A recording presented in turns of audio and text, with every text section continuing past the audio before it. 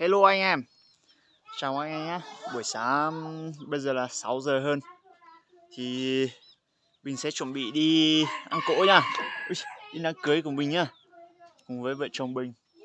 Này, con cái vợ chồng nữa. Đang chuẩn bị đi đây. Này. Đấy. Các con đi đâu? Chuẩn bị đi đâu? Đám cưới. Wow, anh trai. Em trai mình nhé. Có các chú của mấy đứa này. Đi. Đi nha, mời mọi người đi nha. Về đặt đi nhá. Đưa mọi người xem một cái biển mây mà cực kỳ là hay á. Nhưng mà hôm nay là hơi mụt. Đây này, wow, biển mây đi. Mây rất hay nhá. Các bạn ơi, rất đẹp. Này 360 luôn nhá. Đứng hình đây tí đó. Ôi dồi ôi, biển mây đây. Ở trên này rất là lạnh nên là biển mây rất đẹp.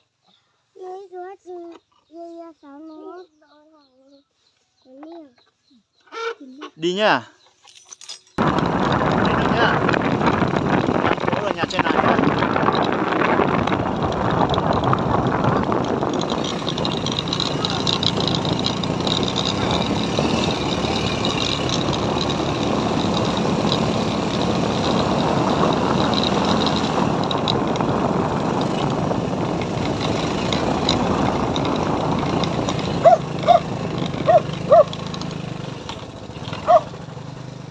Thế rồi.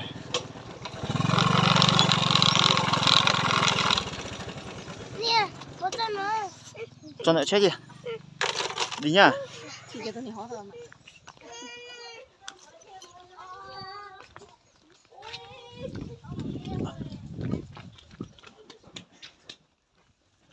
Chúng nó đang làm ở trên này.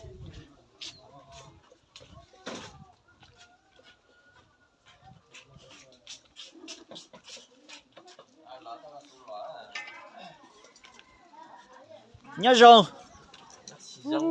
Ăn thịt đây. Đây, nồi thịt. Xào nhá. Ở đây là luộc. Rồi. Dạ. Dạ tướng. Đây đang làm đu đủ à. Anh rể thằng này à, anh rể thằng này à. Trời.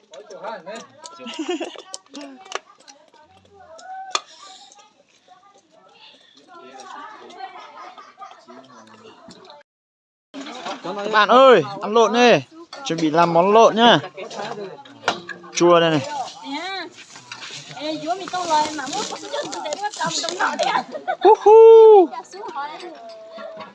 Tuyệt vời.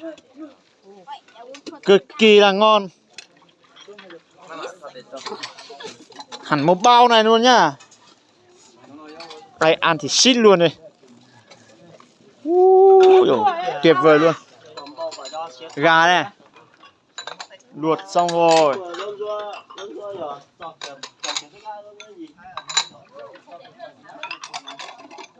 Hai thanh niên rửa bát. Lửa bếp đây. Chuẩn bị làm món này nhá. Hello anh em. Sắp đến giờ ăn rồi nhá. Nhưng mà vẫn còn một vài món. Xếp mền hết rồi, đi xem nhá. Đấy nhá, một bên là có gồm mà. Đây này nhá.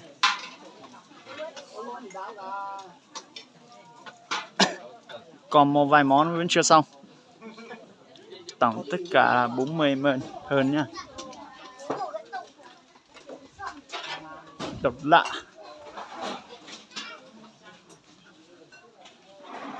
Ở dưới này cũng có nha. Xung quanh nhà luôn đấy. Và ngay cả trong nhà cũng có. Đây, nó xếp ở trong nhà nha.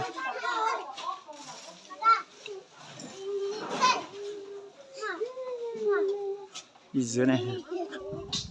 Dưới này không có. Quá đẹp. Sắp đến giờ rồi nhá.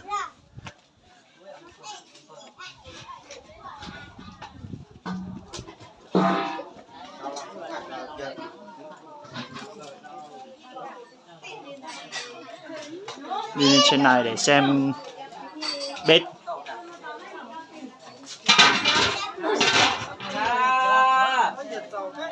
Đậu phụ này. Là chờ anh trai chờ biết chồng chưa biết chờ ở chờ anh em còn chưa biết chờ đó. Đậu phụ nha. Giá tiền này có gì biết cả.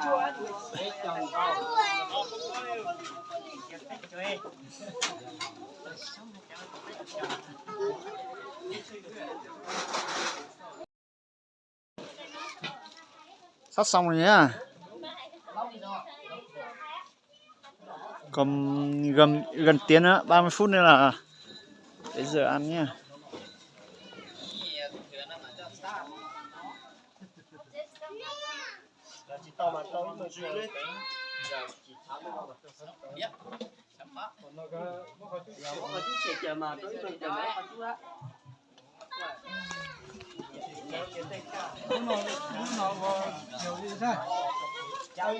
Sốt này.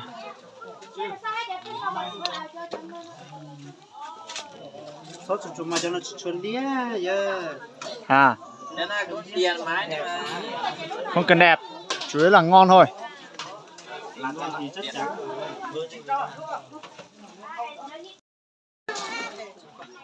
Ngon tuyệt vời.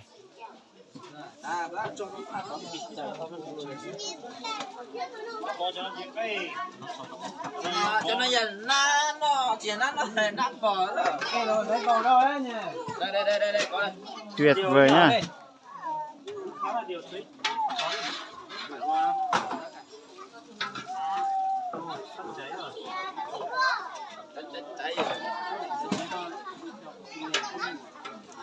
Xem ở trong nhà nhá.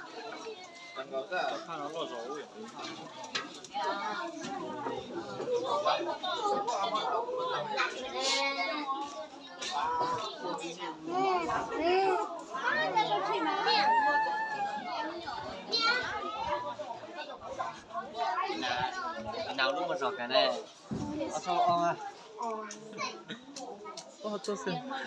Bây giờ.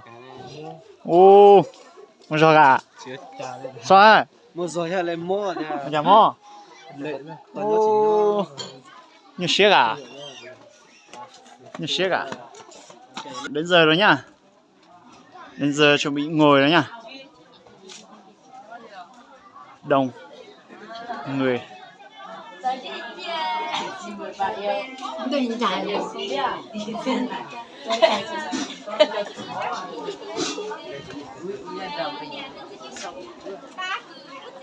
Anh em đã đến đầy đủ hết rồi nhá.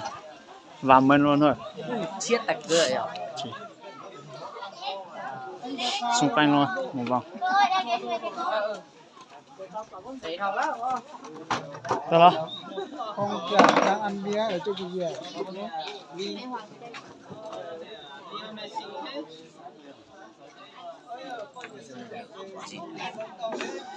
Anh em đồng lắm nhá. Chuẩn bị vào menu luôn đấy. Ok. Vào menu thôi nhỉ.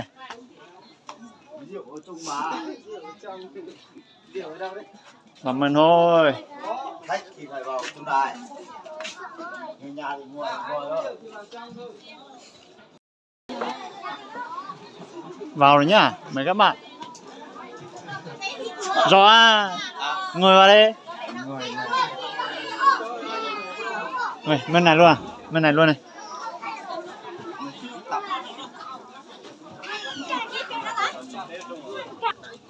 Xung quanh một lần cho các bạn xem nhá.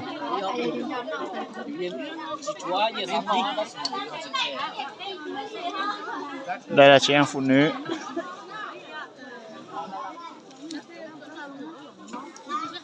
Đi xem ở trong nhà nha.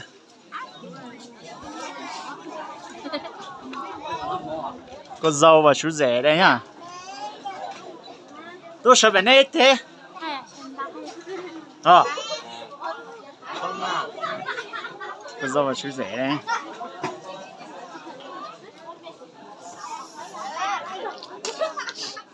Chúng mình này.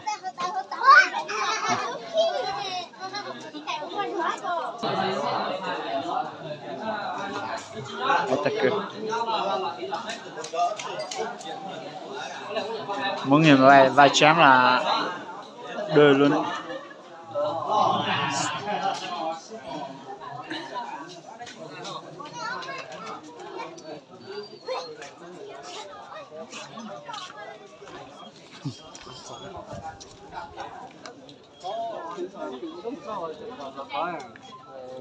Ô, thừa nhiều này.